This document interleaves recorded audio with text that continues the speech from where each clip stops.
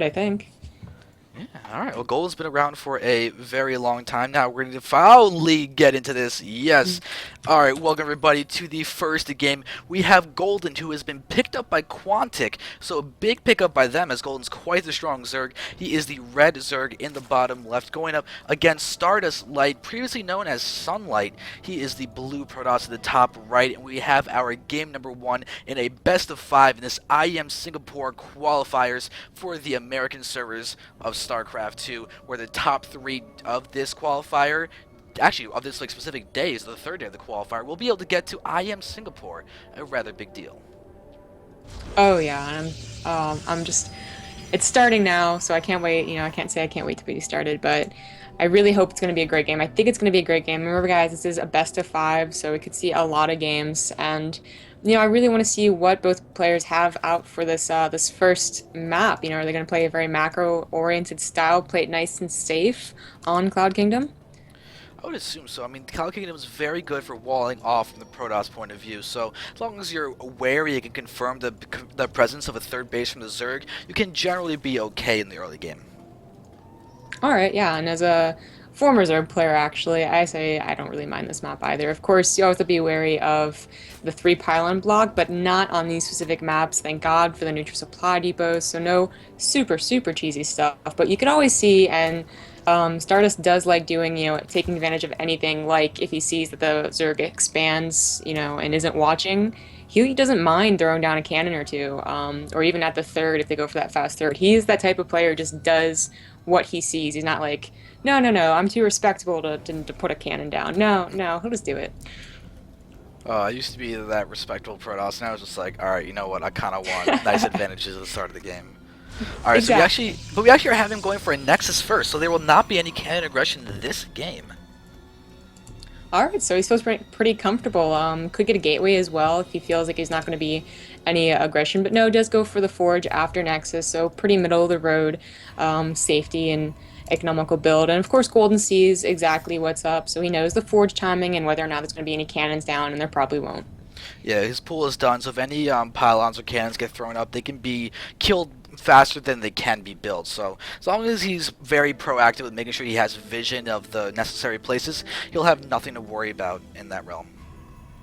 Exactly, and he is sending all of his overlords out to very key places, so very nice start by him. Once the third to make sure if he does take that early third, and we have to watch to see if he does, that no cannons get behind there. And then of course the two, one of the natural and one ready to suicide into the main at any point he feels like he needs to get some identification of what Stardust is going to do.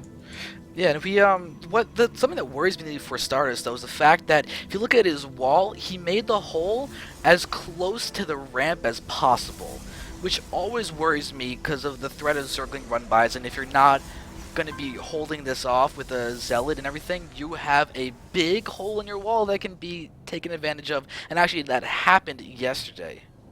Oh, did it? All right. So, Yeah.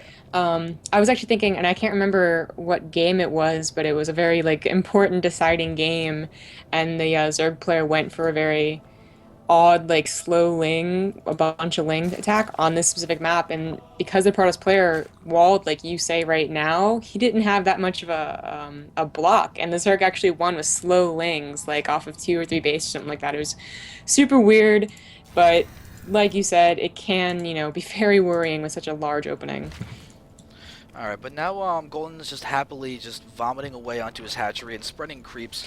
Because that's pretty much what good Zergs do. But he has thrown down his third base, so he will not be going for any obscenely early cheeses. But there is a Zealot coming straight away to confirm the presence of that third, and now Stardust is going to know that he doesn't have to worry about any 2 base busts that could be hitting him. Yeah, and it's always comforting for the Protoss player to go ahead and knock that off his list of possible outcomes of this game. And Azella's just, went there, went back around, sees, I guess, go back into the natural now and see what he can see there. There are queens and two lings to block him off, so unfortunately he won't be able to see how many gases are up for Golden. Yeah, but looks like this Zealot is going to get taken out. The question is, can it get any kills before it does get destroyed? And then we see pushing forward. Does get one Ling, but that's going to be about it. Just a little bit of damage to other ones, but it got the Scout, and that's really all you want at this point in game.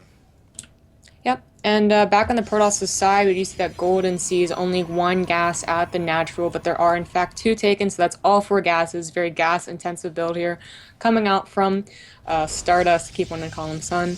But yeah, and the Suicide Overlord does come in, try and see like, hey, do you have a bunch of gateways that I really need to worry about? Unfortunately, you won't see the entirety of Stardust base, but I mean, it's enough that you can almost assume that there's not going to be a huge gateway bus coming. Yeah, but what seems to be happening on the Stardust side of things is a Immortal Sentry attack. Whether it's going to be Oh, on or not remains to be seen, but there's the Robo now completed, and he's actually going to be getting an Observer. Wait, oh, Twilight Count's been thrown down. yeah. Oh, he's not going to be going for the same thing that every other Protoss does on Cloud Kingdom. Oh, well, Golden actually scouted it, so that Overlord just barely eked it out right there. Thank God for the buff, right? Saw the Robo and the Twilight Council. It looked like he couldn't confirm what it was, so he sent some Lings in to, just click out and say, okay, it is a Twilight Council. So he knows exactly what's going on from Stardust. Alright, so now, the question is, are we seeing Blink? We're probably going to see, wait, he's got armor queued up behind his +2 weapons. That's just a mistake. There's no way he wants that there right now. Oh no. But that could actually really delay getting out an Immortal or Blink or some kind of an important play down there. But it seems like we're going to see a fast third, and there it goes down right when that Link dies. And did the corpse actually get the vision? No, the corpse did not get the vision of the third. No, it did not. He's just going to go ahead and confirm it, though. Lings are pretty fast. You really can't deny a whole lot of scouting when you expand third time as a Protoss. But what I'm really interested in is what he's going to do with that Twilight Council. I'm just waiting for him to use it, and it could just be like an in case of, and he's just planning on doing it a lot later. But the Forge, it has been remedied. The armor did go on to the correct Forge, as he did get to. So he's really setting up for a very powerful late game. Yeah, and it's very interesting to see double forge happening in PvZ. This is a common thing to see in PvT, and it's even a powerful thing to do in PvP. PvZ, it gets a little worrisome as it's, are you investing a little too much in non-units, and then you can get, assuming the Zerg can hit that nice timing, you just don't have quite enough units, and it puts you in a rough spot. And we're getting to this point where it's going to be, can the Protoss defend whatever the Zerg throws at him while trying to get up his third base? This is such a really weak time for the Protoss before he has Splash. Really, he has to have good force fields and good map awareness. And Stardust did see this little pack of units move out, so he's getting prepared to cover both of his fronts. Yep, the wall off over here at this natural expansion wall is actually a really nice thing to do. But he's got to finish it off. I believe this is a hole on the left side of it. I think Lings can go by that. So you may need to watch out for that because once again, that goes straight up the ramp to get into the main base. Oh my god, those sentries actually took out that Overseer really fast. You usually don't see that. But he has so many sentries, and they have a lot of force field energy. So I think Golden's correct in just saying, look, I can't break you. Even if I get a whole ton of units, you're just going to have too good of force fields. I'm going to sit back and go straight up to Hive and apparently Broodlords. Yeah, well, look at these upgrades. We have 3-2 being researched now by Protoss, and it's not even 12 minutes into the game. Golden is going to go for, well, as you said, Broodlords, and with his 4 bases about to complete, he's got his Infestation Pit about to finish patching glands, infestors can start being produced. He's mined a fair amount of gas, and is only going to continue mining more. And if he can get out Broodlords by the time this big, scary, later game push comes out, because this is a nice attack from Stardust, but it's not nearly as powerful as it could have been if he was just on 2 bases. And Golden can, just with a little bit of awareness, kind of prevent it from even getting to his base. Right, and whenever Stardust pushes out like this, Golden's just going to try and, at least say, hey, I can backstab you, so don't push out too far. But the way that Stardust is counteracting this is with Warp Prism play, and this was why his PvZ is so fun to watch. I mean, he has 2 at this point. This is definitely a build that he had in mind, and he's even getting Dark Shrine behind this to really amp up the harassment. Yeah, I can't wait to see exactly what he's been doing. And as far as this goes, he just has these Zealots hitting these natural expansion of Golden, and it's going to do a fair amount of damage. These Zealots, with their really extremely high attack upgrades, are just going to decimate so many things. But Golden's got a nice little positioning, but as you can see, one of the Evo Chambers was taken out. The Roach Warren, though, is completely unharmed, and those Zealots did a fair amount of damage, but Golden's macro is not harmed very much. No, but the upgrade going down is rather important considering that Stardust's upgrades are so great, and he's attacking with the Warp Prism in the bottom right and attacking the front and the top left, and he could do some serious damage with some nice force fields. Yeah, now these spine cars though are still not dead. They're doing a big bit of damage to those sentries. A lot of them are going down. The zealots at the third of Golden have been taken out, and Stardust is now being forced to retreat. But this is now going to be a little bit of a worrisome thing when he starts getting hit by Golden's Greater Spire that's already completed.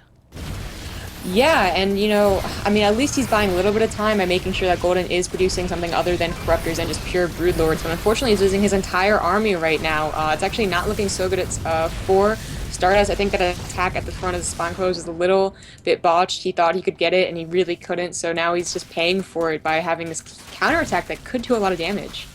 Yeah, looks like we're probably going to be seeing a forced cancel late armies retreating down here because of DTs harassing and watching the Broodlords morph. So now Stardust knows about this presence of Broodlords. He just needs to start reacting to it because he got charged. Let's see if he got Blink. He did not get Blink. He is charged last but not Blink Stalkers. He has no real anti-air right now.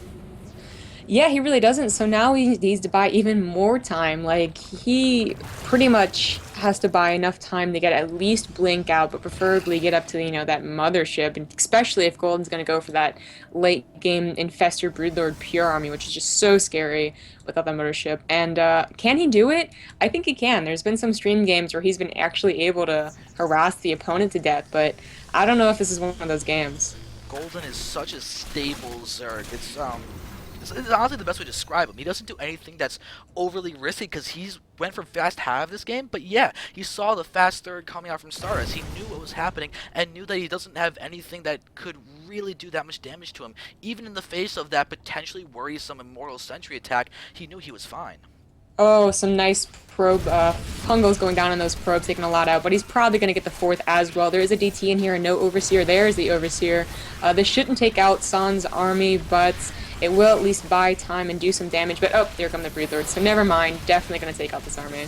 The Funkles are really doing a good job of eliminating a lot of those toss units, and there we see them just evaporating. This Archon's not going to even be allowed to finish. It gets surrounded by Broodlings. And that's one of the things you got to remember. There's no blink on these Stalkers yet. It's about to complete. That means if a surround happens by Broodlings, they can't escape no matter what.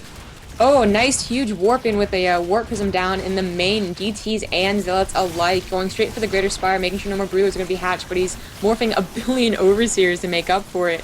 And the another warp prism is coming in as well, pulling the army of Golden back, and this is what Stardust needs, but unfortunately his fourth went down, so how good can he actually do this harassment to actually come back in this game? He had two different warp prisms in the main base at once. That seems a little excessive.